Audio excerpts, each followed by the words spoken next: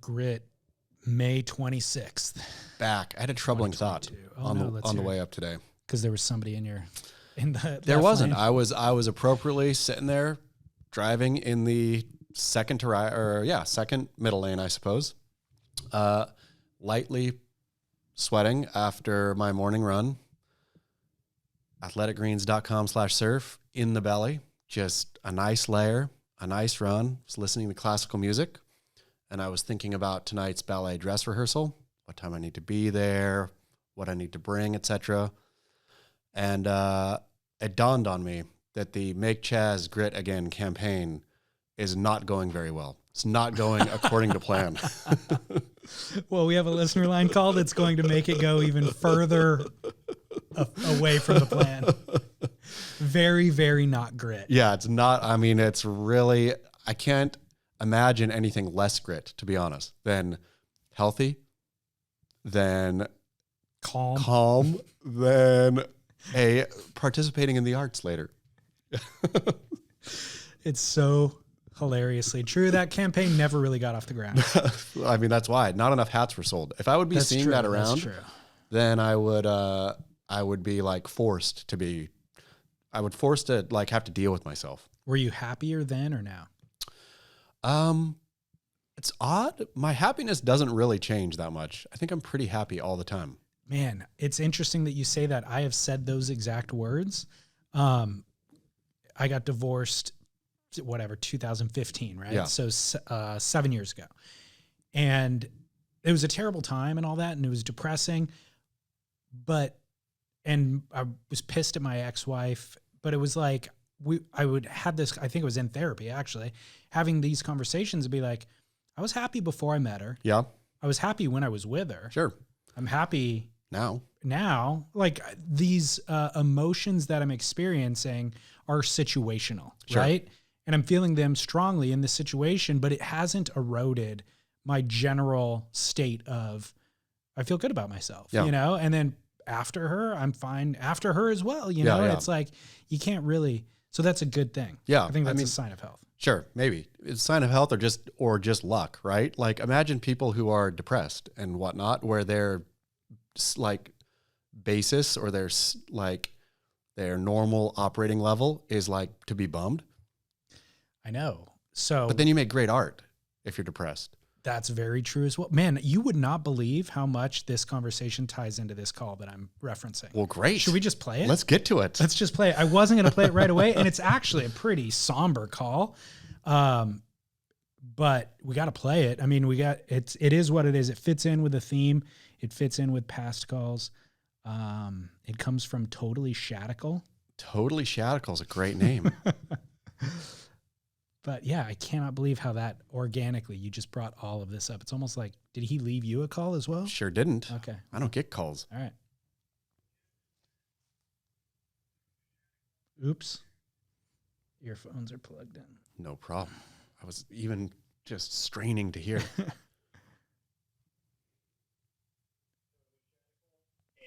me try that a third time. Gentlemen, this is Totally Shadical, and I'm so sick and tired of hearing the word fucking woke.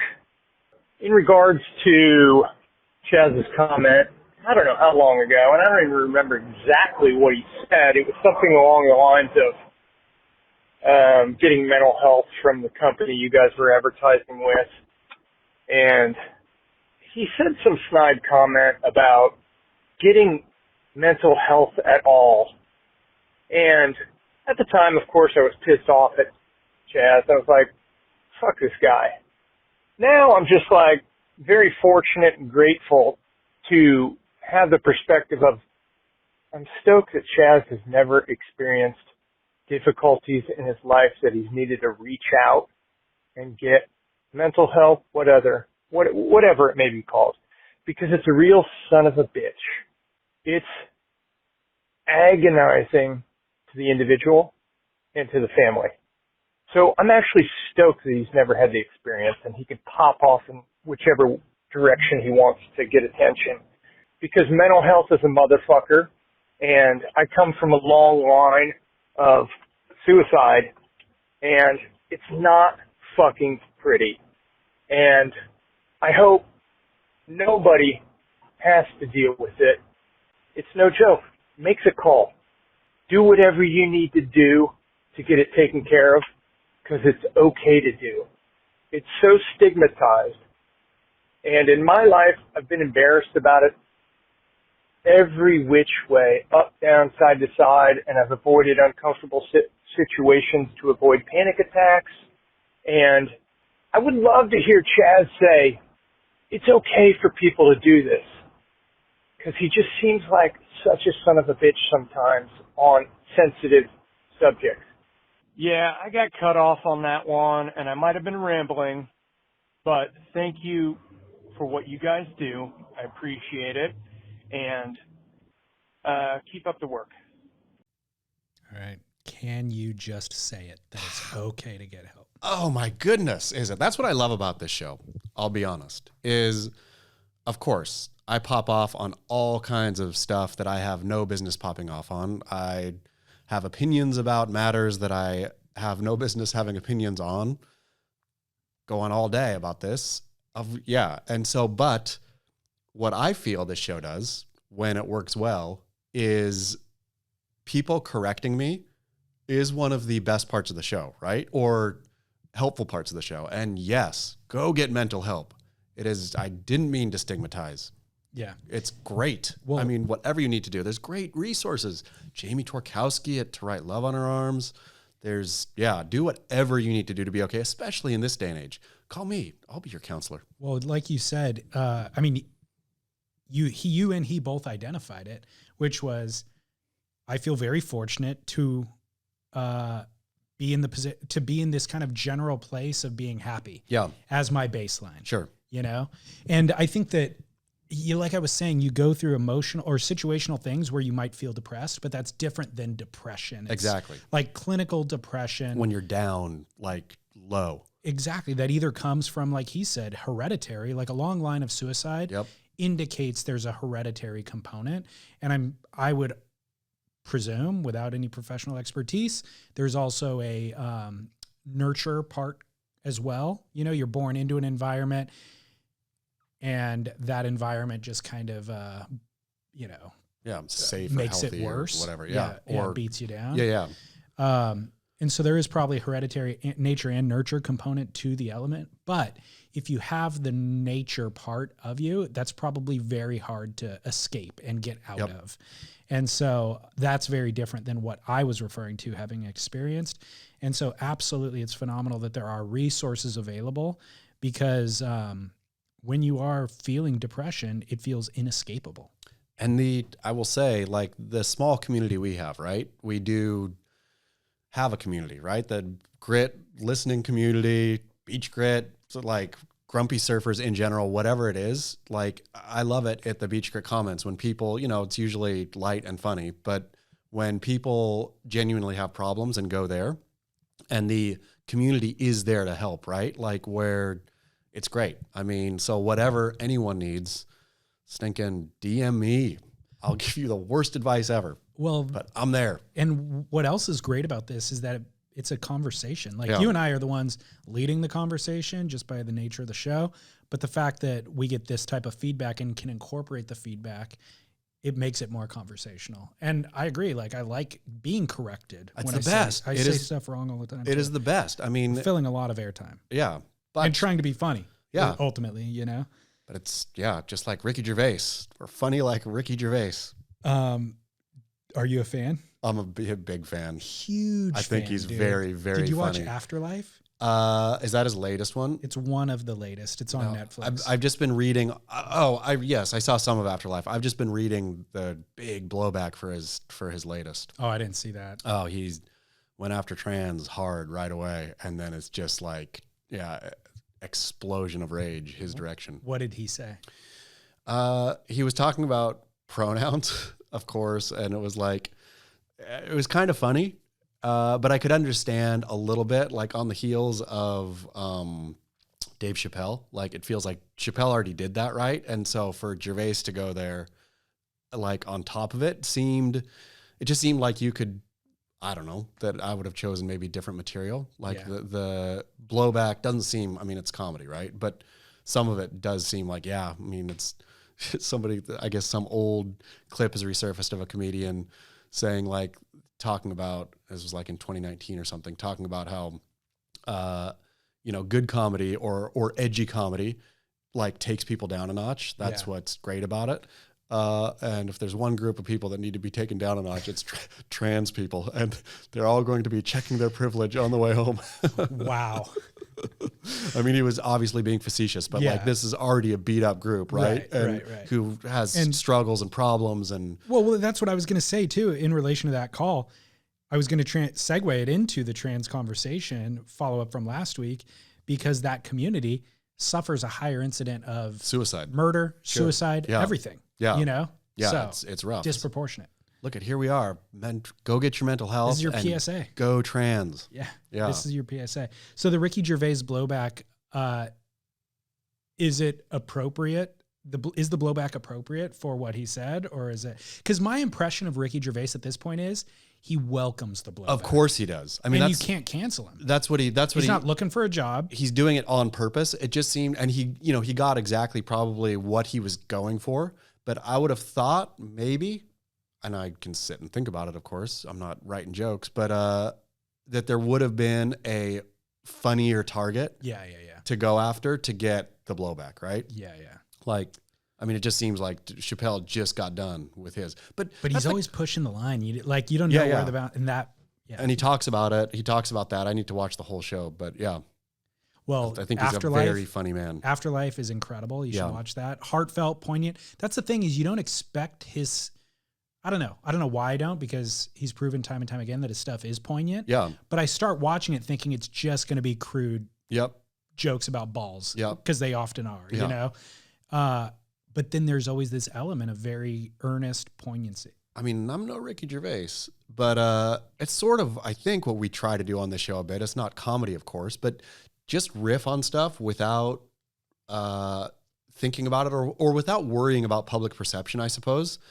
And so when people call in, though, and correct, like, hey, this is real, this is not something that either should be joked about or you were totally wrong, and we get to correct the record, that's a beautiful moment. My favorite Ricky Gervais joke regarding the Will Smith thing. Did you see that? Oh, what was it again? I did see it. He was like, people were asking him like, well, was it too far for Chris Rock to make fun of Jada's alopecia or whatever? Oh, yeah. And he was like, hell no. I wouldn't. Well, he goes, I personally would not have made fun of her bald head. I would have made fun of her young boyfriend. Yeah. He really is good. Which is so true. It's like, that's way more on the nose. Anyways, a couple of follow-up things. I'm going to get more into the trans conversation, but follow-up from last week.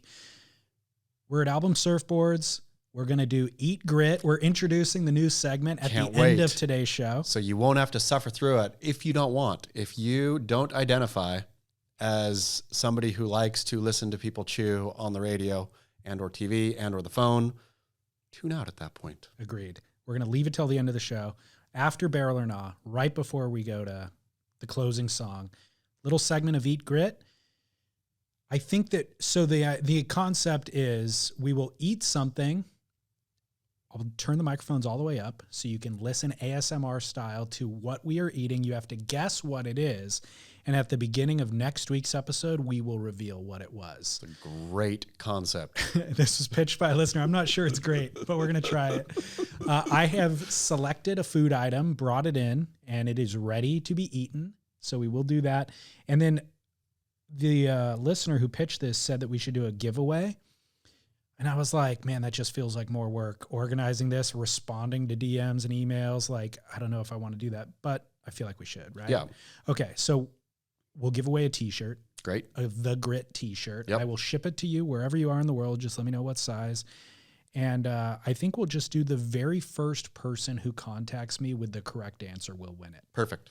So this will honor those who are fast on the draw. Those who see this pop up in their podcast feed and automatically listen, which, by the way, I'm shocked at how quick people are. Do you think, how quick are people? I mean, every single week I'll publish something and then just like go into my next chore of the day and an email pops up or a DM pops up referencing something in the episode. So people are already listening. That is like, yeah. And I'm like, well, I think that conversation came up 45 minutes into the episode. Do they scrub? I just published that episode 45 minutes ago. Oh, so they listen must right have away. clicked play right away and then got on the DM right How many people are headed to the back of the show right now just to catch the... They want to win that t-shirt. Exactly. They're going to scrub to the end just to win and then go back and listen. Exciting. This feels like the Matrix right here because I'm talking about something that hasn't happened yet, but to the listener, it has happened.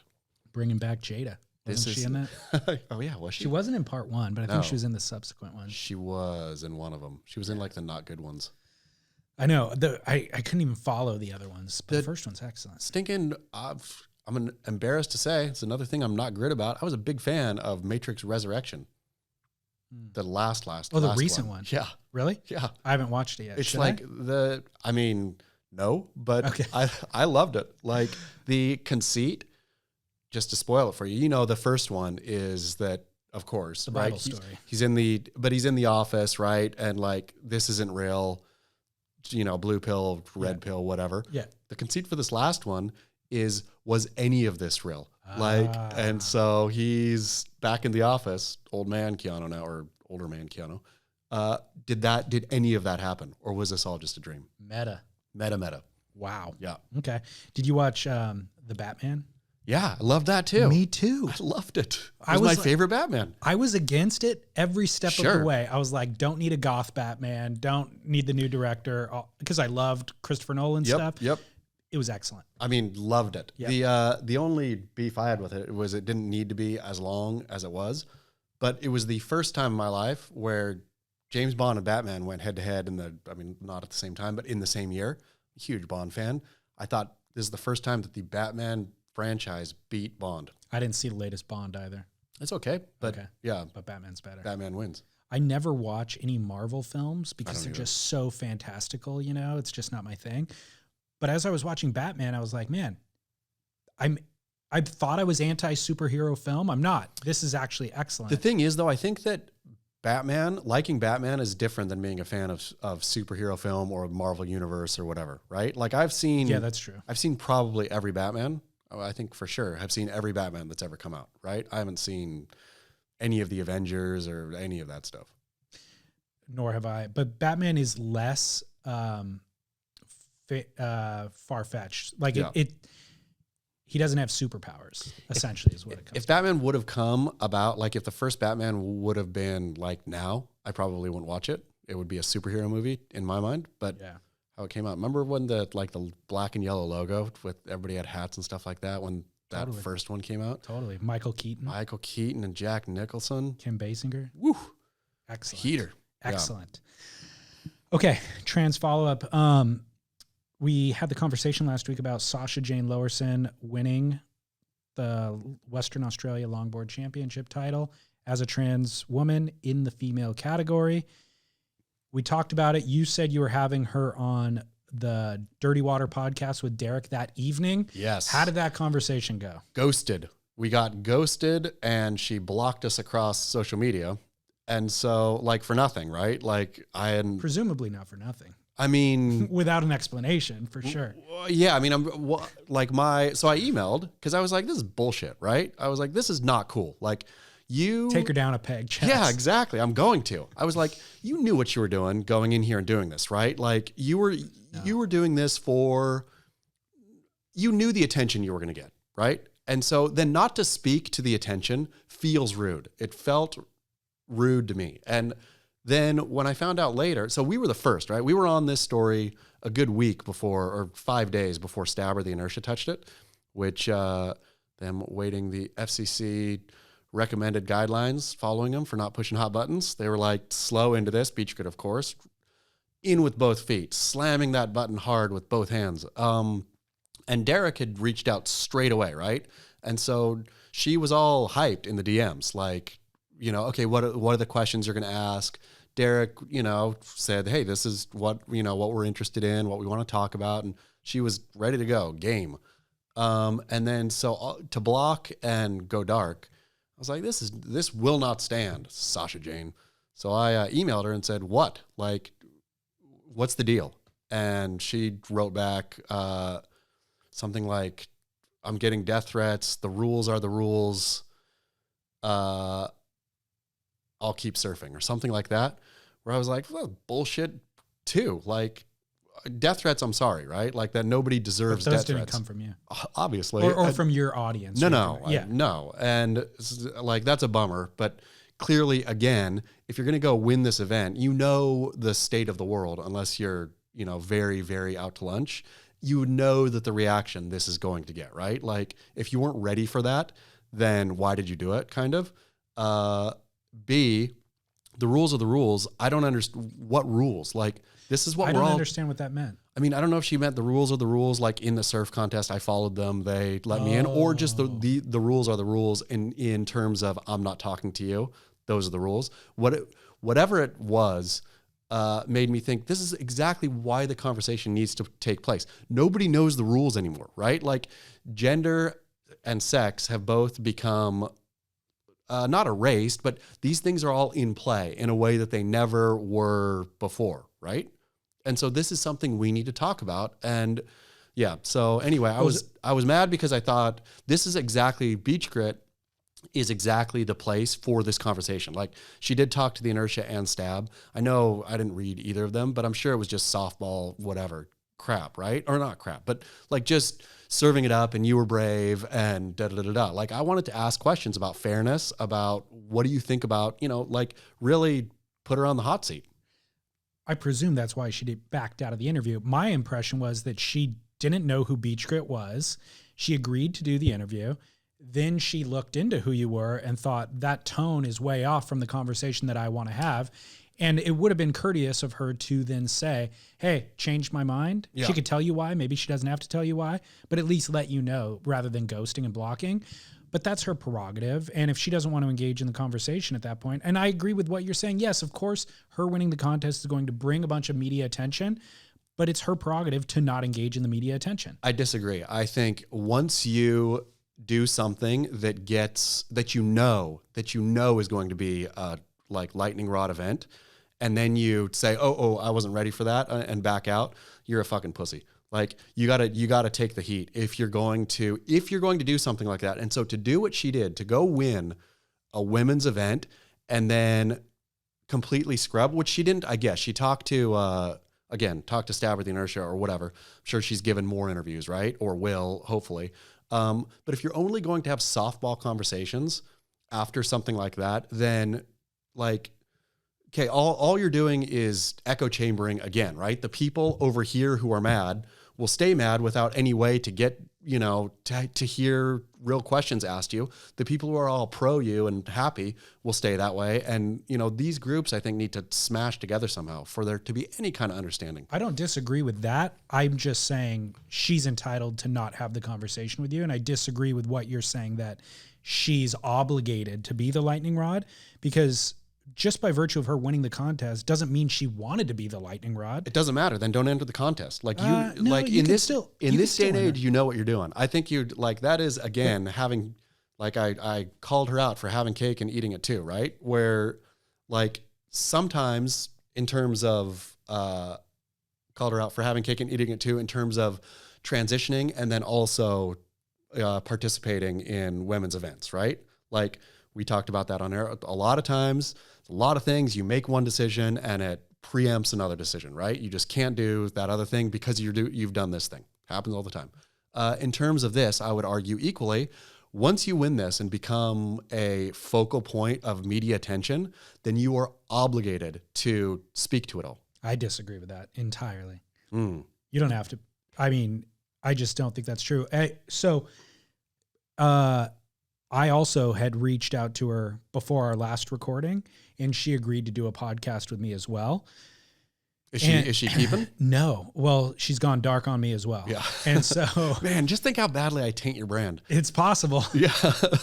That could be the reason, but she didn't block me yet. But so I reached out to her, said, hey, I was very nice. Yeah. Gave her a paragraph in the DMs. I don't have her email address, but I said, heard about this. Congrats on winning.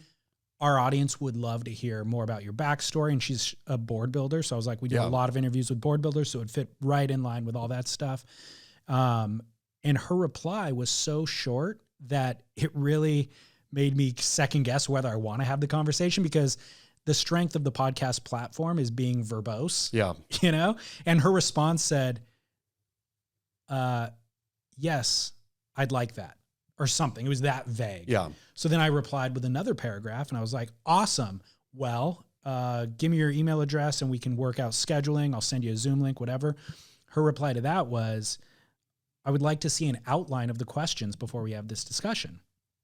I said, I've never once provided an outline. I've got 400 episodes published. I've never once been asked, nor have I provided an outline, but I understand why you would want an outline. And I will totally agree to do that. No big deal at all. Give me your email address and I'll send you the outline. And then I never heard back from her at that point. I mean, she asked Derek for an outline too. And Derek gave her one. Derek said, this is what we're going to talk about. And she agreed to it. Yeah. But well, she's not, and again, I don't feel, just to backtrack a bit, I don't think she was obligated to talk to Beach Grit particularly. I think that would have been the best place, but I think she's obligated to talk outside of friendly media organizations. And so I didn't read the Inertia article, but I did read the Stab article, and it was definitely softball. They let her lead the conversation for sure. Of course. And there was even one exchange. I should have gotten the quote, but there was one exchange where the interview question even apologized within the question. Yeah. You know, and then her response, the first line of her response was almost like, yeah, you should apologize, kind of a poke back sort of a thing. Yes. So it was very much not what I was hoping to get out of that article. But again, it's kind of like she's entitled to her not wanting to engage and her picking who she wants to engage. She's not. But I agree with you in that it's not moving the conversation. It moves it nowhere at all. It just sticks it in the same place it is, where if she cared, if she actually cared. You can't say that. I will say it. If she actually cared. She can care and not know how to progress the conversation. You know what I mean? Well, then you better talk to people who are going to be sharper, right? And disagree and fight back and do whatever you need to do. But again, I will say, just like I believe celebrities, right? Maybe they didn't totally choose the life they want, but they are obligated, right, to the public. There's a public sort of thing that they have to do by virtue of being celebrities. Nah. Yeah, you can't. If you just love acting, you don't like celebrity, you don't want to be a celebrity, but you love Daniel Day-Lewis. Sure. Love acting. I'm going to shirk the celebrity part of it. And he's not entitled to engage. There's people, I think, are obligated to engage. Sure, if you just love the art. But if you're a public figure, then you just are, right? Whether you want to be or not. So if Daniel Day-Lewis, he loves acting, yes. And he's in films that get seen by a lot of people, yes. And so he will get recognized on the street, right? If he goes and just acts like a dick all the time and then gets mad that he's being covered as a dick or whatever, well, sorry, right? That would be, yes, I agree with you there, but she's not acting that way. She's not, but she's got her Instagram account is private. Yeah, but she is a public figure now. She went and she won a surf contest as a first trans woman in history to win a women's surf contest right when this conversation is, right after Thomas at Penn State and right after, or resurfaced again, the skater Lillian Gallagher who won the Red Bull skate event, right? Where this is now in the news a lot. And so to go do that, for her to go do that, to go win an event and think, oh, I just wanted to surf. I'm just like the other girls and just wanted to surf. Like, bullshit. You owe it now to everyone to go talk about it. You guys wrote a couple of articles about the surf community's response to this conversation. Surfing's most dominant competitor, Kelly Slater, advises on trans athlete debate currently roiling extreme sport world. He said, quote, make a trans division and we won't have this confusion. Shrug emoji. So we talked about that too, making a trans category, but let's follow that logic real quick. So the thing is, I had in that article had a great nugget of information. Harper's Magazine does Harper's Index. Have you ever looked at that? Mm-hmm. Where it's just basically percentages of perception, right? They are gauging American public perception on stuff. And so they had the question in there, asked how many people are trans, or the average American thinks that 21% of the population is trans. What? The average American thinks yes, this is all Harper's. 100% fact. No, this is all like all of these. Their stats are messed up. No. There's no way 21% of American, or 21%. they think that 21% are trans. Look at like media coverage and how much it gets talked about and stuff. Think about like, if you're just a normal average American, you're seeing trans in your That's insane. feed all the time. 21% of Americans think that 21% of the population is trans. The reality, of course, is 0.6%, right? And so how in the world imagine how many of those are professional surfers. How in the world are you going to have a trans division when maybe 1 or 2 people will be in there every couple years? Yeah. It doesn't work as a division. I understand why Kelly made that argument. We've made that argument here, but let's follow that to its logical conclusion. There'd just be nobody in there. There'd be nobody surfing. Or if it's an open division, let's say, so men can compete, women can compete, trans men, trans women can compete. Based on past performances and statistics, who's going to win that division? Trans. A biologically born male. Yes. Right? Yes. So go ahead, create those divisions. Let's go 5 years down the road. Let's go however long it takes, and let's just see what's happening. Yeah. The rankings will be biologically born males because, as we discussed last week, the judging criteria for all of these things was based on male competitiveness anyways, or strength and all these. Astute, by the way. That was an astute observation that you had. Thank you. Yeah. So it's kind of like by creating the open division, we're now creating nothing. Yeah. You know, we're actually, this is a regressive concept now. And it's the answer that Kelly's giving is to appease the community that's asking for equality, trans community and supporters of trans community. We want equality, so let's make these amends. But it actually is a regressive concept. By giving you what you want, it's going to regress the movement. You know what I mean? It doesn't actually make amends. Yeah. So I think we need to do away with that idea entirely. Totally. Yes. You know? I mean, that doesn't, not only would it regress, like there would just be nobody in it. Like there would be 1 or 2, like you can't have competitive anything even then, with so few competitors. 100%. But even then you go, okay, it's a trans category. Well, how do you define the trans? Yeah. How do you define trans? Yeah. Which point in the process are you in, you know? And apparently the IOC has defined that a little bit by how long you've been taking. It's hormone levels. Yeah, exactly. But I mean, the weird thing is though, like being born biologically male, like things happen pre that give you advantage. So among the other feedback that's come from the surf community, Peter King says, haha, so this was, by the way, in the comments. Sorry, Stab Magazine wrote that article. They had posted the news story before they wrote the article on Instagram. So that received a ton of comments. And so I'm going to read you some of those comments. But then they interviewed Sasha, posted another Instagram advertising the article, did not allow comments on that one. So these are from those comments on the original post. A safe space. Peter King says, haha, so men make the best women? This was always the intersection that liberalism was going to eat itself. Where are my feminists at? So does Stab have an opinion? Are you guys cool with men beating women? WSL, what say you? I like that the couple things that I like that Peter pointed out here was Stab, take an opinion here. Yeah. Like, in WSL, why don't you have an opinion here? Yeah. Let's hear from you guys.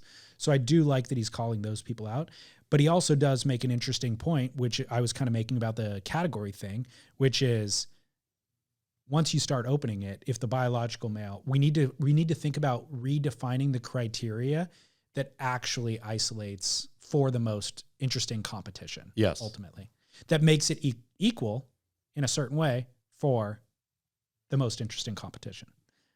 Biological males. And it seems to make sense that there was a pretty decent criteria already in place. Yeah. If those are the things we were trying to measure.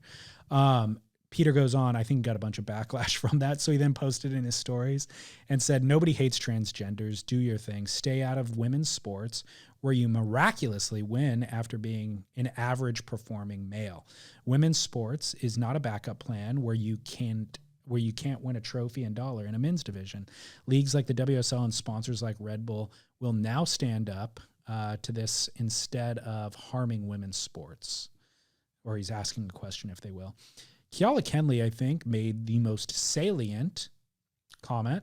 Did you see hers? I saw it, but I didn't read the whole thing. I saw like the first part and wondered where she was going, and then got lost in my day. So she said, as a female professional athlete and someone who has fought really hard for equality and equal opportunities for women in sports, this is an extremely complicated topic. First and foremost, I think that we can all agree that people need to be treated with respect. I believe if you identify as a human being, you deserve the same human rights as everyone else. I am 100% pro-trans. I'm also 100% pro-women and women's equality. When it comes specifically to women's sports, it is hard to be all three of those things at the same time. I think trans women athletes absolutely need to be included in sports 100%, but their biological advantages need to be taken into consideration because it also has to be fair for the female athletes. I don't have a solution. However, having respectful, non-aggressive, collaborative conversation is a start. Heart emoji. Hear you. I mean, great, Keala. That is wise and sage. The problem is even mentioning biology gets her stuck in a turf dungeon right away, right? Which is why I want to discuss it more openly here. It should not get her stuck in the dungeon. But it does. I mean, it did for the last couple of years. Does it have to moving forward? I mean, I would hope not, but that's the level where the conversation is sunk to, right? Like that is the sort of pitched camps. Like that's where they are. Like even mentioning biology, like stinking, what was it? I just heard recently, I can't remember who said it or who wrote it, but there's a concept that the idea of gender entirely, or biology even, is a racist concept, right? Where it is, exactly, but that's where the level of the conversation has gone, right? And so to bring up biology to huge parts, they're like already, nope, I hear the nasty B word and we're never going to agree. Well, that's also regressive, I would argue. And that I think what those people are saying, or what that argument is trying to make, is that inherent in having these, the patriarchal society that we were all raised in, you will have these inherent bias about sex or gender, right? And that might be true, but to straight out not acknowledge basic differences is, I think that's where we're at though. To regret, like, but the hope is like, I'm going to protect against the patriarchy. I'm fighting so hard against the patriarchy that we're going to go so far this direction that we're going to ignore all of this. That's just not logical. Like that will never win an argument. That'll never even, it's so irrational. I feel that's not the conversation that will actually progress anything. But I think like in some large way, meaning is getting not only redefined, but erased across vast swaths of our culture, right? I mean, look at even the difference between even news media, right?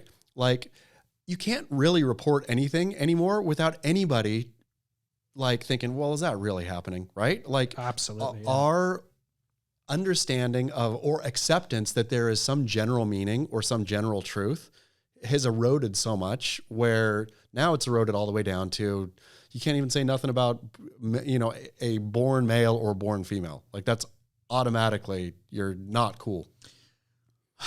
I cannot accept that that's the predominant conversation that will end up continuing after all the melee settles. I hope not. I hope that it settles and people really think, okay, these are basic established truths. Let's get back to things we can all agree on. But I don't know that those exist anymore.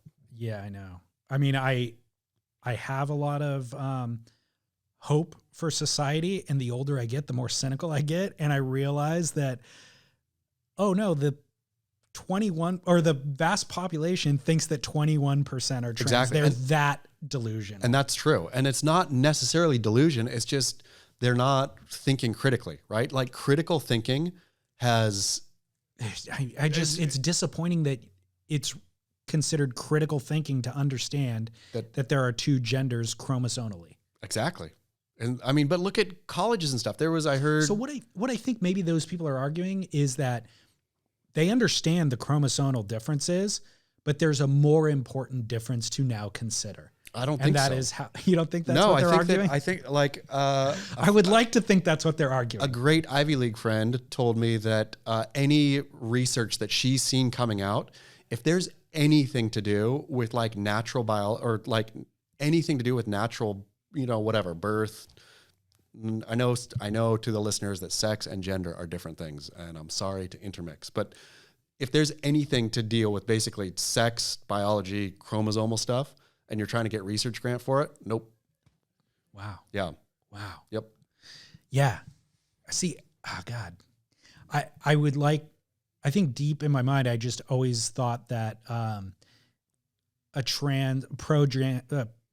not everybody's argument, but like a critically thinking trans person or pro-trans person fully understood the biological, the chromosomal binary aspect, and then but just saying beyond that, there's these other genders that exist once you become a fully actualized adult and you identify a certain way that society now needs to account for. Sure. So there are these chromosomals binary, and then there are options 3 and 4 and maybe more out here beyond that.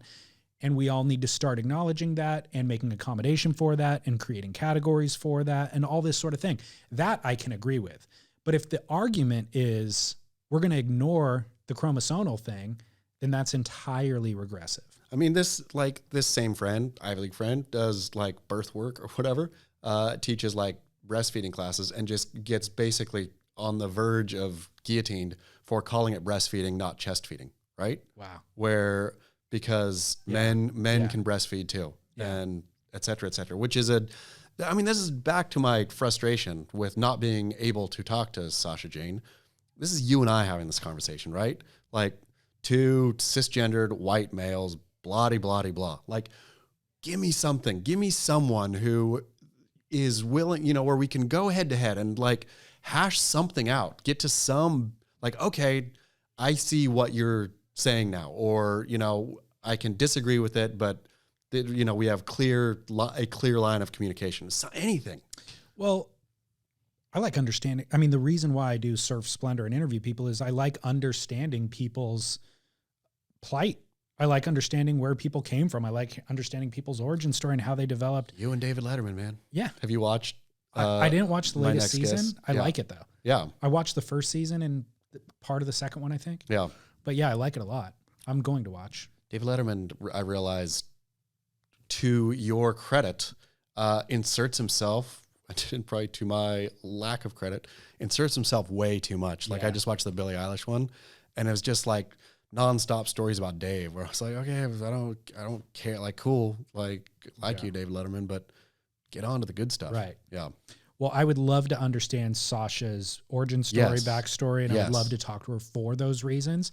Then hear her perspective on the way that these conversations have developed. Completely. That's what I want to know. And the other thing is, I don't necessarily agree with these people I interview or talk to or anything like that, but I can sympathize with them more when I hear their story. And again, the stabby, inertia-y things of just thinking, oh, we got the interview by pitching complete softball. It doesn't advance the conversation. Doesn't do anything. Yeah. It's just all you're hoping for your clicks, which great, good. I mean, I'll beach grit down in the mines daily searching for clicks, but when you can push the conversation forward, why not? And it's better, I think, or better to ask a hard question and get shut down and have her say, I don't want to deal with your, transphobic magazine, then publish that. Yeah. Great. Then you'd have it. Totally agree. I guess moving on from that conversation, I think it'll pop up again, I'm sure, throughout the rest of the show. Quick note, G-Land starts in the next 30 hours, let's say. Saw the Instagrams of them all arriving at camp. Oh, are they? Yeah.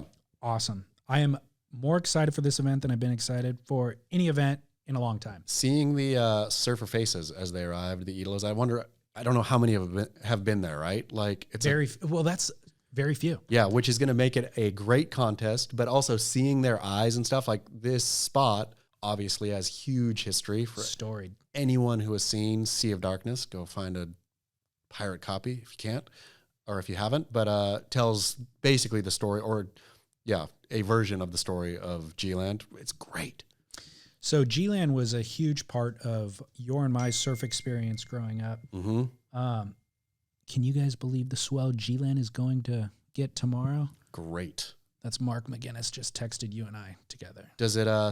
Going to get the day after the event window. That's oh. So the event window is only 1 week now because the competitive field is smaller after the cut. Imagine that. I know, but there's swell right before the window and there's swell right after the window. I saw somebody surfing a warm-up wave and it looked pretty fun. Yeah. So anyways, G-Land has factored prominently into your and my surf experience growing up, but it's kind of fallen off of the radar. I think it's still a rite of passage for a lot of Australian surfers. So maybe Connor O'Leary and Ethan Ewing have been there, but I don't think the Brazilians have been there so much. I don't think a lot of the Americans have yet been there. Kelly has, of course. He's won an event there. So it's kind of an interesting thing where it's kind of like Rot Nest, I guess. A lot of people had not surfed that before, except this is one of the best waves on the planet. Yep. So that makes for an interesting element. Gabriel Medina is returning after his time off. The king is back. So this is my question for you. We can center this conversation around is trans issues. If Gabriel Medina wins this event, let's say he goes on a run and wins a couple of other events this season. Let's say he ends up in finals day, smokes finals day like he did last year. Does that completely undermine the entire structure of the tour? The fact that somebody can, first of all, be gifted into the back half, because he didn't, other than him being world champ, he didn't earn his way onto the back half of the season or past the cut. So get gifted onto the back half and then just win. I don't think it undermines the tour. I think what it would do was shine a big light on how poor everybody else is compared to Gabriel Medina, that he's just heads and shoulders above everybody. Like, as far as getting into the events and stuff go, again, I'll go on the record once more to say I'm all about unfairness. Just put the best surfers in there, right? I don't care how they get there. I don't care if they wild card them. I don't care if they come up through Challenger or QS or whatever. Fine, I understand that there needs to be a pathway for people who aren't exceptional talents to get on tour, right? There's only how many freaky talents are there on tour right now? I'd say Gabe, 5. Philippe, John, Kelly. Yeah, 4 freaks. And then you have your Kanoas, right? Your Igarashis, your Jack Robinsons, your surfers who sort of need the farm system to come up and shine and then need a couple years on tour, right? And they get better and better. And all of a sudden, then you have a star at some point, right? Like, I have no doubt or will not be surprised if Kanoa Igarashi becomes an actual, like, phenomenal surfer at some point, right? Like world-class surfer. On the level of John, and Gabe? I don't think he could. On the level of Philippe. Yeah. Sure. Yeah, which, like, I mean, a real superstar, right? Like, not a born, I mean, John, Gabe were, like, born great, right? Absolutely. They're a savant element to their talent, which Jack Robinson doesn't even have. I think he does, but those, not to that degree. I mean, those guys are just so good that competing wasn't even difficult for them, right? Like, where they were going to win a world title just based on the talent, purely on talent. Where Jack needs still to figure out how to pick waves which is great. Again, so I understand all long-winded way to say I understand the need for that. But when you have one of the freaks, everybody wants to see Gabe surf. So get him in any way you can. And if he runs, then it just shows that he is by far the best surfer in the world. Yeah. That I'll say if he runs the table, then he is a better surfer than John. Yeah. That argument could be made. Yeah. I'll even say if he wins this year, if he sits out the first half of the season, comes in the back half and wins, then Gabriel Medina is a better surfer than John Florence. It'd be hard to argue against that if he does this. So do you, Gabe is my pick to win this event. If we were doing survival league, which we're not because we got booted.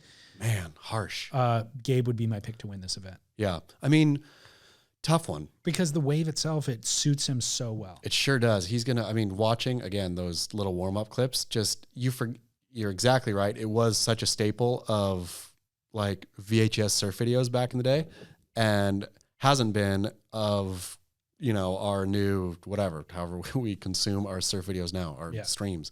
To see it again, that like rifling left is, you know, over that reef, kind of like just how fast and how critical it is. Like, and long. Yeah, it's long, fast, critical. And you could get barreled, you can kick some air, you can just like shred that perfect lip. I mean, I'm excited to see it. But it does suit Gabe so well. How do you think it's not going to be big, is it? It's going to be 6 feet. If it was big, would you be excited to see Felipe Toledo out there? Yeah. So how do you think Kelly fares? Kelly's been there probably more than anybody on tour. He's won an event out there. Of course, it was in 1995. 6 feet. If it's solid 6, living up, like if it's big-ish, big enough, then I'd say Kelly gets to the semis. If it's on the smaller side of 6, how many German lower legs are we talking about? 13. If it's 13 German lower legs, I'm going to say Kelly's got it. If it's 10 German lower legs, I'm going to say he doesn't. It's going to have to be. I think Kelly is not. I would not put my money on Kelly here. For those same, again, if it was bigger, I would. But like the thing is, with a long left like that and the different styles of sections that there's 4 distinct reefs.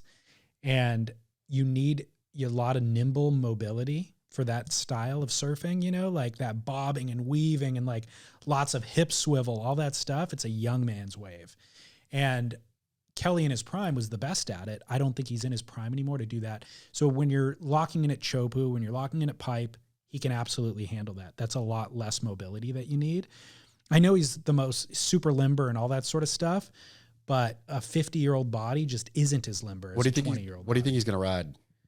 I don't know. Yeah, good question. Takoro, maybe? You think so? You don't think he'll ride some weird, like, Lucy Fish thing?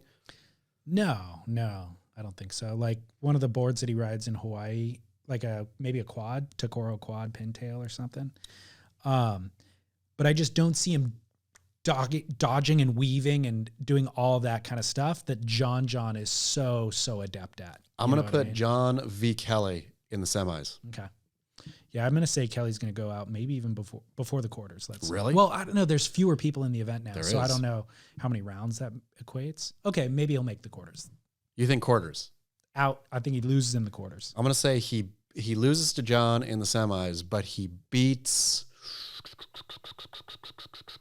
Pip Toledo in the quarters. That's the thing is I don't know who I would put my money on over Kelly. Sure. You know what I mean? It's kind of like, because you look at... He's middle draw, right? I mean, he's like, what is he, 13? I think he's in the top. He's slid precipitously since his Pipeline win, his Pipeline Pro. Okay, well, look at you. Yeah, you're right. Kelly is 13th. Yeah, look at you. Slipped 9th. Yep. With his last score, he got 17th at the last event. So he'll be at the last 2 events. He'll be the bottom, but not the bottom of the draw. So he'll have somebody not too crazy, I would imagine, coming up in his first round. Do they have the elimination round anymore in this new format? I honestly don't know. It's crazy that they did this mid-tour cut thing and then have not talked about, because clearly it's going to be structured. They do have an elimination round. So it goes opening round, 8 heats, elimination round, 8 heats, round of 16, 8 heats, quarterfinal, 4 heats. So Kelly, I'm going to say Kelly doesn't go to the elimination. Kelly wins out of the gate. His first heat is against Jack Robinson and Jackson Baker. So you could argue he'll beat Jackson Baker in that and not go to the elimination round. Yep. Jacko Baker's been surfing pretty good, though. He surfs amazingly. Yeah. He surfs so good. But again, that's the thing is I'm bagging on Kelly saying he's not going to make it, but I have no idea how Jackson Baker surfs a long left-hand point reef break. A and B, imagine never having surfed there before. Right. I mean, if it starts at the front end, do you think it's going to, or is it supposed to start at the front end of the window? No idea. How do you think, like, so clearly I'm sure the whole camp has been rented. There's not boats showing up, right? Like, so it's only going to be those guys surfing out there, getting the feel for it, et cetera, et cetera. I think longer it starts in the window, then the better chance, of course, a Jackson Baker would have. But if it starts right away, if he gets to surf it like once or twice, and then all of a sudden you're in a heat with Kelly, who surfed it countless times, then major advantage. Yeah. Moving on, we are looking forward to that. Again, it starts in the next 48 hours, I think about 30 hours, 36 hours. There has been a new world record set. Beach Grit has written no less than 3 articles on this, so I'll go ahead and read you a couple of headlines because they hit the key points. After an 18-month delay, World Surf League and Guinness Book of World Records certifies Sebastian Steutner's Nazare Bomb, the largest wave ever ridden, followed by an article that said German male's lower leg becomes new standard of wave measurement. The shockingly obvious truth currently rocking the surf world. So true. What is it? Rocking the What's surf world. What's that story? Did you read it? No. Oh, they literally used, so it took them 18 months to measure this. Adam Fincham, the same inventor of Kelly's wave pool technology, was tasked, I think he's at Scripps down in San Diego. I think he works there, was tasked with, I don't know if it's World Surf League or Guinness Book of World Record, whatever, but he flew to Nazare and everything, got a bunch of different angles from different photographers of the ride. Apparently, usually skimmed that they used jet skis for help in measurement, because a jet ski, they knew exactly how big it was and they could sort it out. But I don't know if there was no jet skis in the shot or something. For some reason, they didn't use the jet ski, but figured out that if they used Steutner's lower leg, the part that couldn't bend, they could get the exact measurement, or exact enough for the Guinness Book of World Records. So that's what they used. The new standard of wave measurements is the German male's lower leg. Hilarious. Yep. So how long is his lower leg? I don't know. Maybe they should have specified, because it's what we're going to all have to use now. Yeah, well, I don't even understand where they pick as the bottom of the wave. To me, that's always the thing that, sure, yeah, once you figure out how to measure it, okay, fine, right? Like, I don't know why you can't use a surfboard. A surfboard shape or the size doesn't change either. And if he has it, or if he knew the exact dims on it, then there you go. So I didn't understand why that was the thing. To me, it's always the only thing that matters is what are you going to call the actual trough? Because that will change depending on potentially by 2 to 3 feet, right? And on a wave that big, 15 feet. And on a wave that's sort of like, that's not no straight critical. Like Chopu, I get, there's the bottom, there's the top, right? Like it's almost like a straight wall. Yeah. Nazare is not that wave. I watched that wave. You never see the bottom of the wave. Yeah. Where he's bottom turning, where the lip even hits, you could see that there's so much slope beyond that. So there is no trough of the wave. The trough is actually somewhere way in front of the wave. Yeah. And the other thing is, where the wave is actually at its peak height isn't really where he's surfing. Yeah. So the question then is, do you measure that as the height of the wave, or where he's surfing it as the height of the wave? Because he got towed in. So in theory, you could be way off on the shoulder, and there's a 100-foot wave breaking back here, but you're riding the energy of the 20-foot part. So how do you... That seems to me like a challenge that I'm willing to accept, to go beat his world record by straight up getting towed into shoulders. And never let go of the rope either. Yeah. Just hang on and just like ride. And by the way, don't even wait till it breaks. Just keep holding onto the rope, like get on the lull itself, have the ski guy kick out, watch the thing break at 100 feet and be like, I rode that one. That was mine. You know what? Take me 2 miles out to sea. Just run me around the tracks. And eventually something's going to come through and break. And I'll say that's the one that I was on. That's epic. You know what I mean? I'm coming for you, Christian. That's not that far off. Yeah, totally. I mean, well, that's why the celebration of it, I totally, good way to go, Christian. It was a great ride, and et cetera, et cetera. Christian. I'm sorry. I keep calling him Christian, Sebastian. I called him Christian in the article too and didn't change it. So I was like, man, I'm going to pillar to my stupidity. But like there's so many variables, so many stinking variables. It's so dumb. That it's like, I mean, I could write I should. Now I'm getting better ideas. Greens, athleticgreens.com/surf and some running. This gets my mind moving. A Kafka-esque novel about somebody measuring a wave. Like there is such like straight up insanity in it. And so then just to declare it 86 feet. Woo. I know. It's a futile effort. Yeah. It truly is the definition. Yeah. I really do believe that we're going to look back at this time in surfing and just have so much better perspective on how laughable it was. When you see some of the media that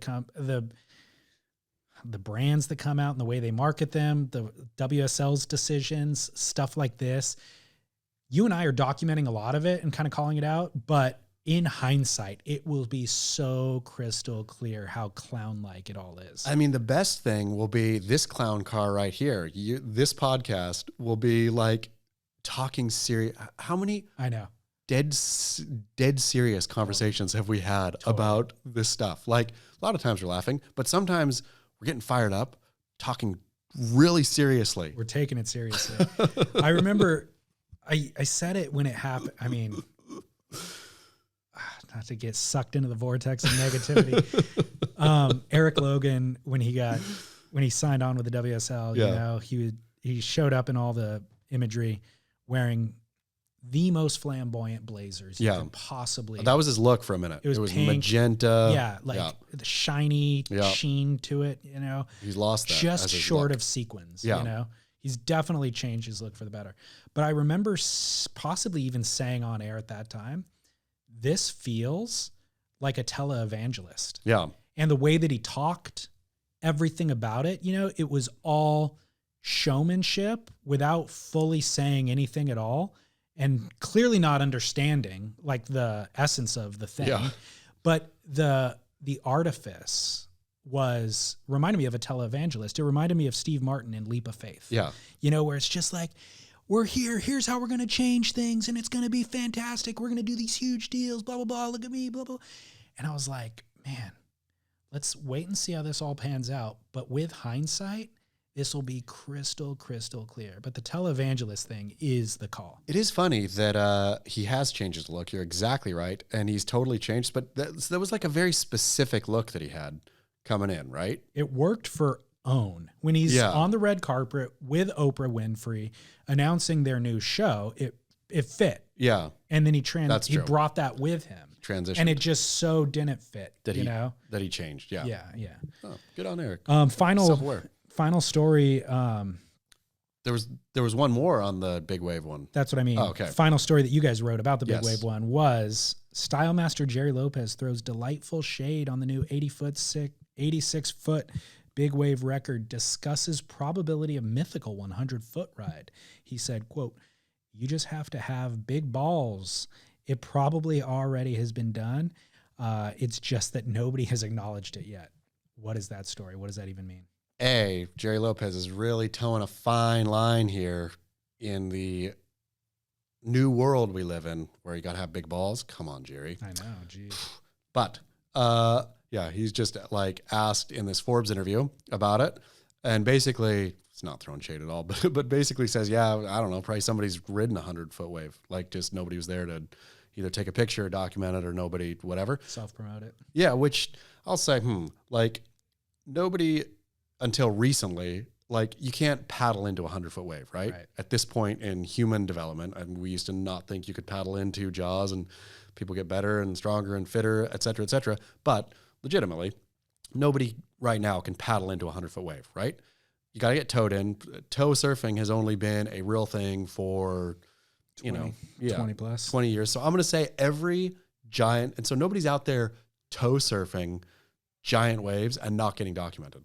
I will say, agree. Well, any big ride that's happened has been documented. And so that's where I think Jerry was throwing shade is, what are you talking about? Like there's nobody out there riding 100-foot waves without a camera on them. Well, Jerry comes from the old school. I mean, Laird, Kalama, all those guys were doing it without cameras. I mean, Laird's pioneered a number of things that for 10, 20 years before ever introducing them to you and I, you know, seated foil boards. You don't think they were visually documenting, that they just didn't publish those? Maybe for their own. I mean, for sure there's video and footage or pictures of all that stuff.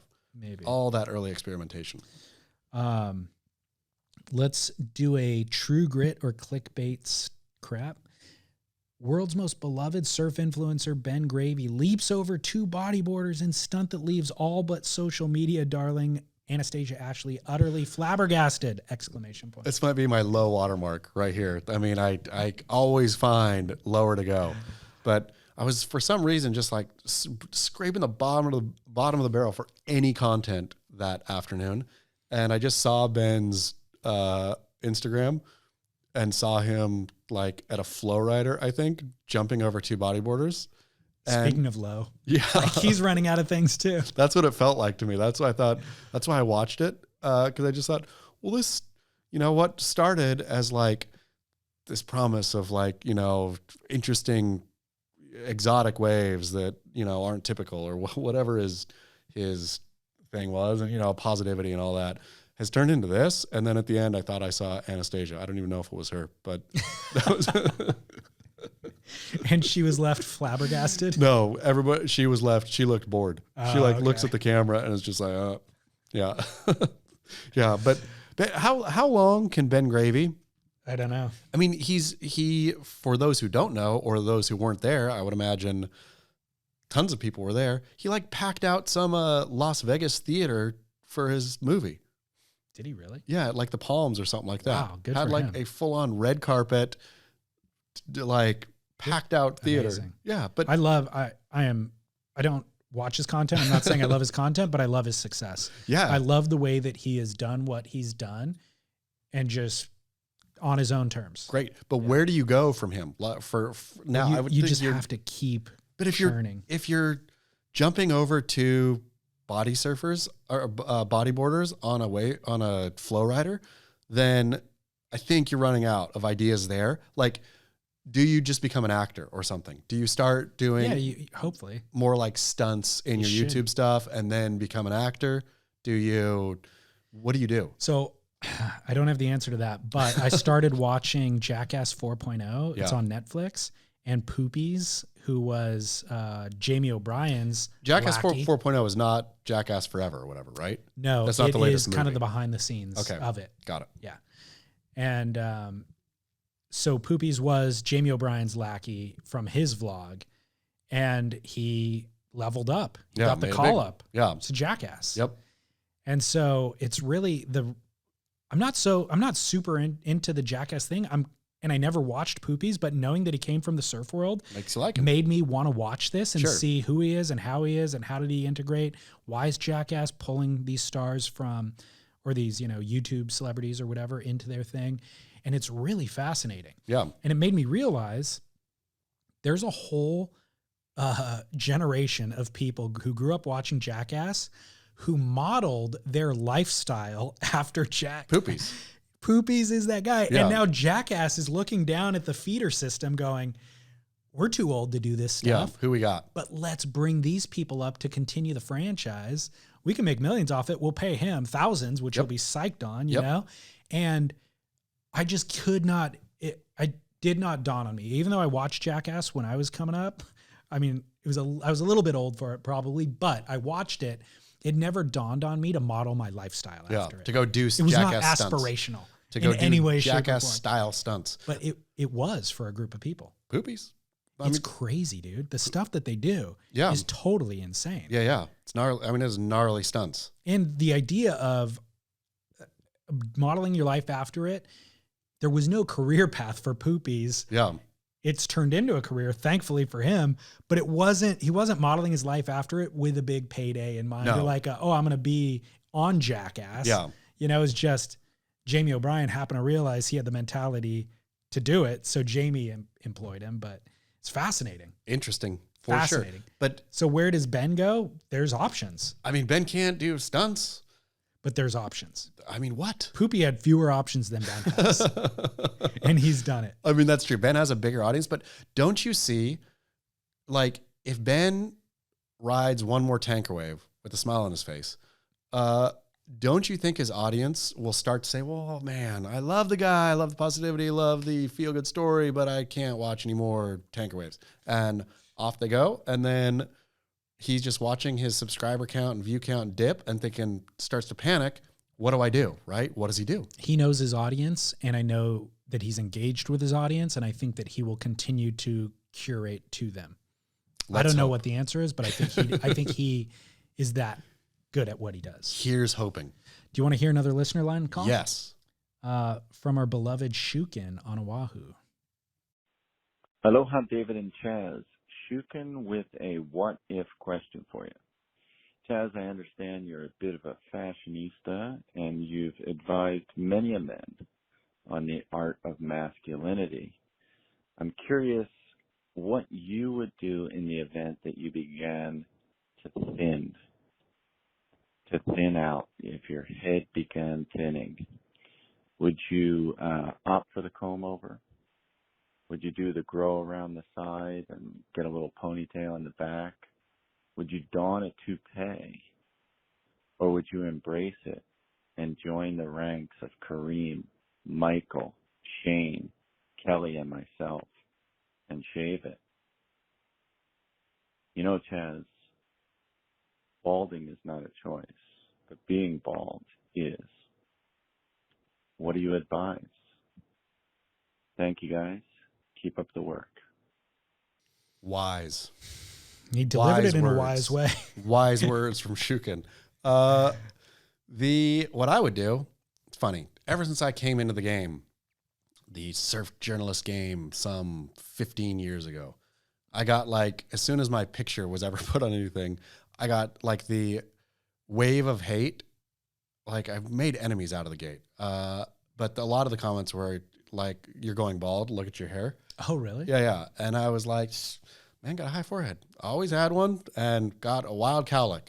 It is what it is, but not going. My hair has stayed the exact same for those 15 years. Every once in a while it'll come up no, you're going bald. But all to say, I have an icon pinned on the mood board ready to go for once it starts thinning, which is Prince Philip, Queen Elizabeth's now deceased husband. He went thin, and it's just the thin slick back, right? So you keep it totally a nice traditional length on the sides, like a nice masculine length, and you just slick it back, and then it thins out, and it's just the thin slick. Yep. That makes perfect sense to me. Yep, because you shave it, right? You go Bic. That's A, a lot of energy. B, that's a look, and it's not, I don't know that I would do well with that look. But yeah, so that is my personal solution. But I do believe that every man should consider long and hard it's eventually going to happen to all of us, right? No, not everybody. Not everybody. It's eventually going to happen to most people, to most men, right? Are you anticipating it? Sure. I mean, does your family history look like? Do you have baldness? Yeah, I mean, my mom's dad was, but he was bald at 20. Yeah, so I don't have that. I think it does come from it's the supposed to, side, yeah. But I don't have whatever that gene is on that side. My dad just gradually thinned. He's 74 or 5 now. Gradually thinned until he has hair still, just thin hair. But yeah, so I'm anticipating some form of thinning at 60-ish. Okay. And then I'm going, so I've already purposed, not going to be scared about it, not going to be worried about it, not going to take any stinking Rogaine or anything like that. I'm just going to slick it back. Rank the hairstyles that he offered as options. The comb over, the long around the sides into a ponytail, and bald. Where do these rank? I'm going to say clearly bald is the easiest choice, but because it's the easiest choice, I'm going to put that as, it really depends on head shape, but I'm going to put that as my least favorite. of those three for me. Even though people rock that successfully. Yep. Winning time has made me sort of enjoy the comb over. Jerry Buss had a mean comb over. I don't know how you could do that, pull it off. So I'm gonna say my number one would be the bald ponytail. As your favorite. Yeah. These are the exact reverse order that I anticipated. The bald ponytail is arguably the worst. Like it would change what you had to be into. Like you would have to be into puppeteering, comic books, and folk music and fringe festivals, things like that. It would totally change your entire life. So it's a lifestyle for sure. It is. It is not just a haircut. No, the other ones are just haircuts. Yeah. Well, you could easily figure this out by how many cool people have bald heads. Yeah. And there's a bunch that you can name. He named a few. So many. And how many cool people can you name who had the comb over? Fewer. Yeah. But there are a few. Jerry Buss. There's success. Arguably. Some people would argue that. Yeah. Maybe not cool, but successful people have done this. You can't name a single cool or successful person who has that. Gallagher, I think, had the... No, he had a mullet. His was long. I never saw him tie it back. George Carlin. George Carlin, exactly. Dang it. Yeah. George Carlin. A star. That's exactly what I would do. This is a Cougar Curran. If I was going to go that way, I would model it off Carlin. Oh, man. How good was Carlin, too? So good. There's a new documentary on I know. HBO. I'm excited to see it. Yeah, me too. Yep. I haven't watched it. It's Judd Apatow made it. See, now you're rethinking. Dang it. Yeah, rethinking. You could either be the coolest person in the world or a pantheon of losers. George, it's a rough one, dude. Shoot for the moon, hit the stars. Yeah. But everybody should, PSA, if you're an adult man and thinning might be in your future, everyone should pick their icon now, what you are going to, there's stinking Agnelli, like the Fiat founder, right? Phenomenal looking man, bald or super thin, but not shaved. And so there is the slick back, right? Yeah, he had I think he had a slick side. Yeah. But there's somebody out there for you, and just have it in your mind when it goes. Don't worry about it. Just aim for your icon. Who's your current icon or model that you for balding? No, with your current hairstyle. Is there a paragon? I can't say it. It's gonna come off bad. Should I say it? Now you have to. I'll give you mine. It's Ray Fiennes in Schindler's List as the Nazi. Oh my God. His hair, I'm sorry. It really... Wow, did not see that one coming. Damn it. If I look it up right now, does he have that hairstyle? I mean, I've been doing versions of it for a long time, but wow. Look, I mean, yeah. How bad Everything is that? Snaps into focus somehow. How bad is that going to play in light of everything? I mean, it's not a good move. So you watched that film and said, I disagree. Well, I'm not going to speak for you. You just said, oh yeah, I love this guy's hair. I said, this is a horrible, the most tragic.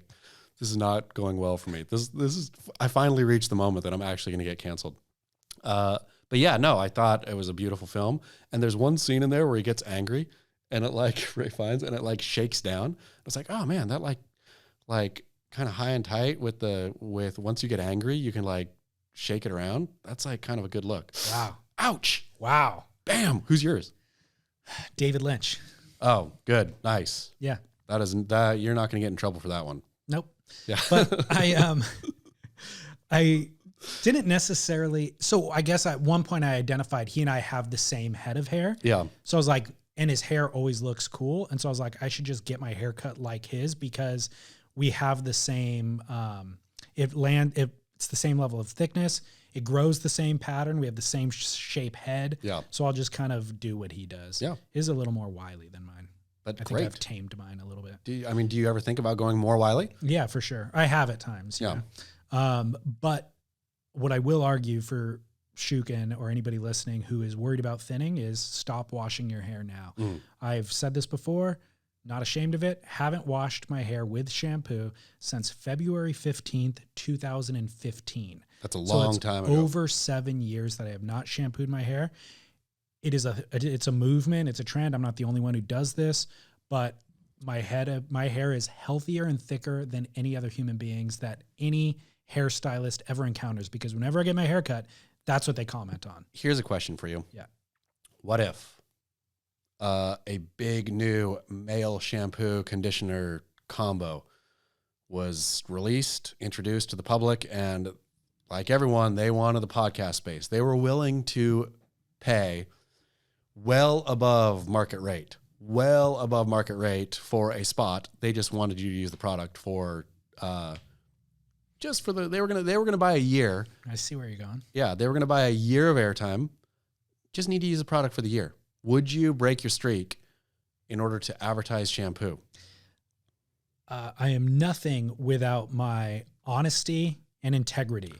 So I would figure out a way to creatively incorporate them with that exact storyline intact. What if they says, David Lee, we've heard you disparage shampoo. We've got the one that's great. It's great for your hair. Better than this? Yeah. They're like, it's better than nature. It's like Beyond Meats. This is Beyond Shampoo. I don't know. I guess everybody has a number, right? There has to be a number, but I'd be more interested in incorporating it into the current storyline. Out of some solid integrity. Yeah. I mean, again, without it, we got nothing. Yep. Without integrity. If we don't actually enjoy Bubba Coo's burritos. I love Bubba Coo's. Then we got nothing. It's so true. So speaking of which, we're going to go to commercial. We'll be back with Barrel or Not, and then we're going to close out with a Bubba Coo's branded segment of Eat Grit. Can't wait. BubbaCoos.com/surf, by the way. All right, go to commercial. All right, Chaz, we have a listener call for our commercial today. Would you like to hear it? I hope it's John Pizell. The Animal Chin. Oh, even better. Chaz, David Lee, you hear that? The Animal Chin calling. I got athleticgreens.com/surf to deliver some stuff to my house a couple of weeks ago. Completely changed the game. I'm off my mid-leg, back on my surfboard. I have regular energy now for my children, and I just feel great. So thanks for getting me off of like a 6'4" twin pin thing and back on a 5'10", upping my health game. My energy levels are high. I feel better. My skin is nicer. Man, you guys done changed the game for me, and I appreciate it. So keep up the work and bon voyage. You are welcome, Animal Chin. Very welcome. There for his children. I mean, that's what you need. AG1, we invested in his children's life. It's perfect. They will have better lives because it all started with just a little bit of organic greatness out of New Zealand. Yep. Pulverized, put in a drink. We had it, loved it, talked about it. Now Animal Chin has it, loves it. Going to be around for his kids. His children might go on to do something wonderful in life, cure cancer. All because it started here. athleticgreens.com/surf. And he got off a mid-length and onto the shortboard, which means more waves for everybody else in that lineup. It's perfect. Yep. I mean, again, said it once, said it a million times. athleticgreens.com/surf is the win-win-win-win. Jamie Brissick, I sent him a package. Oh, yeah. And he was out of town. He was doing some philanthropy work, I think Waves for Water or something. He was somewhere far away and came back to receive the package. So he emailed me a day or two ago. He's like, hey, man, I got your package and I've been ingesting the Simple Greens and I'm so excited. Thank you so much. I feel better already. And I replied, I was like, dude, don't ingest the Simple Greens. Nope. Definitely not approved. Nope. And he replied, he was laughing. He's like, oh, I think I literally had just done the dishes with Simple Greens. What I meant to say is I've been ingesting the Athletic Greens. I'm glad that Jamie Brissick walks the walk, though, or walks the talk. Yeah, he does. Using Simple Green in his kitchen sink, it's great. And then Athletic Greens in his body. All of it's organic. Great for the environment. System. All right, well, join Jamie, join Animal Chin, join us in optimal health and performance at athleticgreens.com/surf. All right, Chaz, we will get to bubbacoos.com/surfs branded segment for Eat Grit. But before that, we're going to do Barrel or Not. So this comes up after that image of Italo Ferreira's steroided out leg from last week. Big. A lot of people emailing. I want to see that leg. Did you put the leg up? I put the leg up, but I put the leg up in my stories, and it only lasted a day. People are still messaging me. Yeah. So I'm sending them one at a time, replying to them with a picture of the leg. Man, perfect. Let me see that leg, is what they say. So barrel or nah, if you're a male, shaving your legs. I'm going to say no barrel unless you ride a crotch rocket, or not a crotch rocket, sorry. What are they called? Butt dart? A road bike. Have you heard butt dart? I don't think I have. Oh, yeah. If you ride a road bike, then I'm going to say you are also no barrel for riding a road bike. So, Dang, 2 for 1. Yeah. So no barrel. Men shaving their legs, no barrel. If like stinking, you know how Olympians sometimes, like swimmers and whatnot, will shave their whole body? Of course. Except look at Mark Spitz, man. You see that guy? Nope. You know Mark Spitz? I know the name. Mark Spitz was an Olympic swimmer, Olympic gold medal swimmer, swam with a big old mustache. If Mark Spitz can do it, then leave it all there, man. I remember your childhood hero is Greg Louganis. Why did you follow swimmers so actively when you were young? Wow, it's a good question. It is a good question. Greg Louganis was such my hero. Literally. Until Ray Fiennes came along.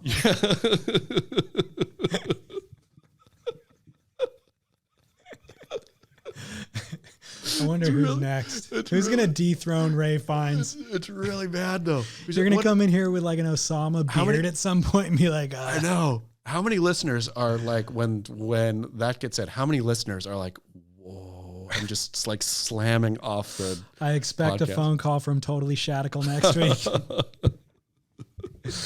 Okay, so you're going no barrel on shaved legs, on male shaved legs. I'm also really enforcing gender stereotypes here. Yeah, I'm going no barrel as well. It's not an aesthetic thing at all. It's more of it's a lot of work. I don't even like shaving my face. Yeah. If you've ever shaved your head, or any part of your body for that matter, there's always an awkward phase of the grow in. It's itchy. It rubs up against your clothing. It does not feel good. So the shaved head, the shaved legs, all of it, you need to be so diligent to be in the comfort zone. You got to be shaving every single day. Yep. And the leg, too much time. And it's all contoured. Which means you got to be taking baths. Like it's like a woman, again, I'm just jumping through all kinds of bad gender stereotypes here, but like a woman in a bathtub shaving legs is a sexy look, right? Yeah. It's like even a quintessential icon, I think, of probably bad stereotypical 1950s stuff. Yep. But like if I walk in the bathroom, wife's in the bath shaving the legs, great. How as a man are you going to shave your legs? What do? You stand in the shower do you take a bath? I mean, maybe all of it is a minefield. Yeah, I don't disagree. I look at Italo's leg, and that thing is so contoured. Yeah. And it is shaved. And I'm like, geez-o. That took an hour to shave one leg, I would argue. Just think how many nicks he gets on that sucker. Tons. Yeah. Tons. And then that stings. Yeah. Yeah. I'm going no. And I think, too, also with the stinking shaved leg, German male lower shaved leg, like the amount of razors you would chew through, like that's a lot of area, right? Totally. And on your face, like I feel my face is tough enough now after years of shaving where I can pull out a kind of crappy dull razor and just like scrape it. I feel if I did that on my leg, it would just like bleed everywhere and be gross. Yep. Yeah. It's problematic. Don't even try. No barrel. Don't shave your leg. And for ladies out there, you can stop shaving too. We don't care. Really? Sure. I care. Save the time. I like a shaved leg. What do I want to lay against? Sure, a shaved leg. I'm just saying you got a lot of burdens on your plate. Go ahead and take that one off. For a week. I'm fine with it. Barrel or nah, also related to Italo's leg, Pilates. Oh. For men. Pilates for men. The wife is a Pilates, like that's her thing. Loves Pilates. Every once in a while will look at me hunched over and say, you got to get to Pilates, make your life better. I've never once been. I'm going to say barrel. It's part of your new lifestyle. And if you haven't learned by now that you should be listening to your wife's advice. Do you do Pilates? No, I do not. But the version of myself that I aspire to be does Pilates. Yeah. So I talked about Idolo's leg last week and I got this email. He said, the definitive on Idolo's legs. As a longtime listener and a Pilates and core conditioning specialist, it was great to hear you mention the P word, as I believe it is something that many athletes at the elite level are missing in their training regime. And for us aging fellas, the key to youthful longevity. That is what I want. Quick backstory on why I figured I'd write in. I've worked with numerous athletes over the years, from weekend warriors to elite performers, and Pilates is now providing the winning edge for NFL, NBA, and MLB players, ice dancers, and many more. Even Carissa Moore has been a notable user. Anyways, back to Idolo's leg. Pilates basically summed up our 3 words: stretch, strength, control. It's an equal balance between the stretch, mobility and flexibility, and the strength that enables you to reach optimum performance. athleticgreens.com/surf. If you over focus on the strength element, then you create an imbalance that compromises the potential for mobility and fluid movement, with compression, rhythm, timing generated more aesthetically pleasing and functional motor patterns than simply brute force. In surfing, where speed, power, and flow are the criteria for performance, an imbalance between stretch and strength will reduce the potential delivery. The core is key here too. He gives us a paragraph on that, talking about when you look at like Ken Bradshaw and Brock Little are equally strong. Yep. But you don't want to surf like Ken Bradshaw. Yeah. Too much focus on strength. Yep. Brock Little had all the strength. That's who you want to surf like, right? That being said, Tom Carroll wasn't shy when it came to having some more notably well-constructed thighs. However, he is lithe and a flexible guru, and in this case is the exception that proves the rule. So anyways, thanks for reading my input. Definitely want to add a big open invite to you and Chaz to come and train and experience this for yourself. Where? I looked him up. He's in Vista. Great. So close to you, not so much for me. Yes. But he says that it's a game changer, especially for you, David, hunkered down in the fatigue-soaked trenches of fatherhood. This could be the best thing that doubles down on your AG1 and restores your sense of youthful spring and hope of longevity and the surfing future well into your 100, well beyond 100. Keep up the work and keep it fluid, Jamie. I'm getting less and less grit as we go, but I'm going to take Jamie up on that, and I will report back on the feeling one male gets after Pilates. Okay, so you're going barrel. Yep, barrel. I'm glad I went barrel at the start because too. I didn't have to change my vote at the end. He makes a compelling argument. Yep. I fully signed on with yoga 20 years ago and have done it intermittently over those 20 years. There's been a year or two span where I'll do it consistently. I always benefited from it. I should still be doing it, but Pilates is the next step in that evolution. Exciting. Yeah. So, all right. Heading in, Jamie. Thank you. All right. Final barrel or not also comes from a listener. David, Chaz, calling in, Chris from Jersey. Listening to the last episode of your barrel or not around surf hats. Personally, I'm definitely a heavy nah on that, but understand the challenge of trying to stay out of the sun. So it leads me to a follow-up barrel or not to this. Hooded rash guards. I recently did a trip down in the Caribbean where we were in the water for 5-6+ hours. Sunblock just doesn't cut it. But a hooded rash guard seems a little bit more performance-oriented than the hat, and also gives you more coverage. What do you got?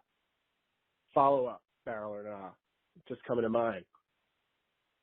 Booties on trips to Indo. I'm going to go nah on that one. Later. Two great ones. Hard times we live in. I've always surfed when I'm in a warmer place where you're out in the water for a longer time and, can't reapply sunscreen all the time. I've always done a button-up shirt, just a collared button-up which is the worst thing ever, but I like the way it looks. Keeps the sun off just enough. What? There's no stretch. No, I mean, the paddling, sticks. paddling is okay. The problem that is once it's on, like once it gets super waterlogged, you'll guaranteed to blow 1 or 2 waves because you'll go push up on your cuffs Sleeve, yeah. and then you're like, but it's worth those 1 or 2 blown waves for me in order not to wear a fitted rash guard. Unfortunately, I totally see, I see the point of it. It's a bummer, but you're sitting out the water. Like the thing you got to ask yourself is, yes, I caught waves. I didn't get sunburned. Everything went great. But how did I look? And unfortunately, you didn't look good. And so was it worth it? Like, well, you know who's normalized this? Tom Curran. John. Oh yeah, exactly. Tom for sure. But John, that's the staple of, but one of the staples of Florence Marine X is that hooded rash guard. Yes. With UV protection built into it. Which makes it, I love Florence Marine X and want everyone to go buy one of those rash guards right now. It's well worth the money. But also, if you saw somebody in the lineup wearing one of those, you'd think, what a fucking kook. Unless they're ripping. Ripping solves most of your problems. Getting tubed with a rashy. So it's not only hooded, it's got the gaiter. So it's just your eyes are the only things that are not covered. Just getting pterygiums. John John's normalized it. I'm going barrel on this. I've not done it because I haven't. See yourself doing it? Yeah, I do. I haven't had a trip to tropical warm water since this has been in my awareness. But we did that Florida Surf Film Festival one time with Derek Hine there. And Derek was wearing one of those. And I was like, he made it cool. If it's good enough for Derek Hine, it's good enough for me. And I made the joke at the time, he looked like a homeless woman because he paddles out and he's got this long hair. He's riding the freaking weirdest board ever, like complete beater, all yellowed out. And he's kind of hunched over and his hair is like sticking out of the hood even. And he just looked literally like a homeless woman on the corner, like on the street that you would see, sun-weathered face, But then he paddles into a wave, gets up and goes 1,000,000 miles down the beach at Mach 1 speed doing spins. And you're just like, whoa. Yeah. Whoa. That dude, that's who I want to be like. Yep. Derek Hine. Normalized it. Well, great. I'm in. It's going to protect people from the cancers, but I can't see myself doing it. Okay. I'm going barrel. You're not. Does the World Surf League rash guard, the singlets that you can buy, those aren't full sleeve, are they? No. I would almost do one of those at Who would you pick? I probably would pick Kolohe Andino. Okay. Just a Kolohe WSL Rashy out there. I have, Devin Howard gave me one of the singlets from the, funny, I guess, that I bring this up, from the Longboard World Tour when he was commissioner, RIP. And it was one of the contest singlets. And I wear that surfing every once in a while. Did you really? I do. Did it have somebody's name on it? No, it's just I can't remember what event it was. It's like a tank top. That's right. They had the tank top ones. Yeah. And so that'd be a cool one. Yeah, I wear that surfing. The Joel Tudor one would be epic. Yeah. All right. Well, no barrel. Is that a barrel or not? I'm going no barrel. That's a no. Okay. All right. So we've got to eat grit, our very first ever eat grit. And so for those listeners who don't want to hear us eat on air, see you later. Thanks for listening about my haircut. But Bubba Coos, who's been a great partner, unknowingly invented this segment. I cannot wait to dip in here. So bubbacoos.com/surf is our portal there. You'll save $2 on your first meal. Bubba Coos started in New Jersey. Location number 1 was in New Jersey. Side note, I got a text from Ryan Miller 2 weeks ago at Bubba Coos. Oh, yeah. Great. So New Jersey's own surf photographer extraordinaire who's at G-Land right now. Eats at Bubba Coos. He was there. I don't know if he was just passing it, so he took the photo of it for us, but he took the photo. He was eating. So Bubba Coos started in New Jersey. They're making their way across the U.S. They're listeners of this show, so they wanted to advertise their business here. And fellow listeners, growing their business, creating an opportunity for you listeners to get rich on burritos, essentially. Buy a franchise. If you're interested, they're expanding. Buy a franchise. Bring Bubba to your hometown. Or if there's a Bubba in your neighborhood, save $2 off your first meal with bubbacoos.com/surf. And that's Bubba, BUBBAKOOS. All one word. All one word. And the other thing I forgot to mention when we started this relationship was they're actually a national sponsor with the Eastern Surfing Association, the ESA. Great. The ESA is where Kelly Slater got his start. So many people did. And I mean, what a great organization the ESA is. And so Bubba Coos is investing in the surf community is what it is. So great. Couldn't love them anymore. Couldn't love them more. So bubbacoos.com/surf. Thank you. And thank you for bringing us our first segment of Eat Grit. I'm going to pass Chaz his edible. I got a napkin for you too in case you need it. Thank you so much. So of course we cannot say what this is. He's going to eat it on air and then I will take my turn eating it on air. Make it as audible as you possibly can. I'm going to open the bag. This is just some ASMR. I haven't had one of these in a while. Don't say too much. I'm not saying too much. I'm just saying I haven't had one in a while and I missed it. When you said this is what it was going to be, I was excited. Are these organic? I don't know. I'll find out. Go for it. Okay. So that was Chaz's take on it. Here goes mine. By the way, I have the headphones on, and that was very audible. Good. I'm glad. Okay. Ready? Here we go.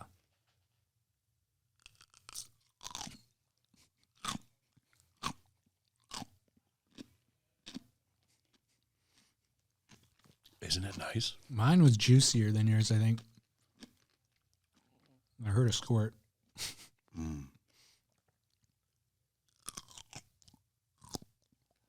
What are people doing right now who are listening to this?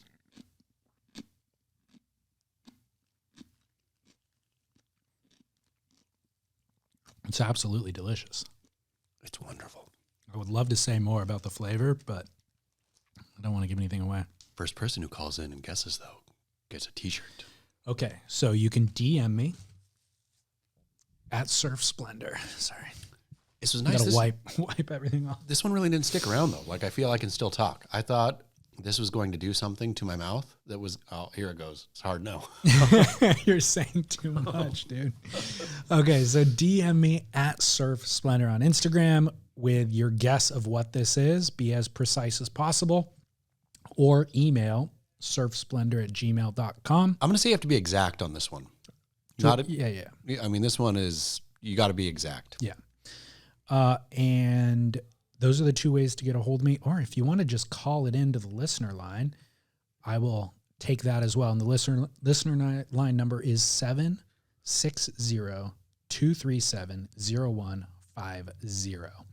This has been Eat Grit, brought to you by bubbacoos.com/surf. If you're in La Mirada, swing in, or anywhere mid-Orange County. We will reveal the answer at the very beginning of next week's show. So you got to wait a week for the answer, but we will definitely pick the winner and ship you a t-shirt wherever you are in the world. This has been a wonderful show, Chaz. Great show. All right. Album Surf, thanks for having us.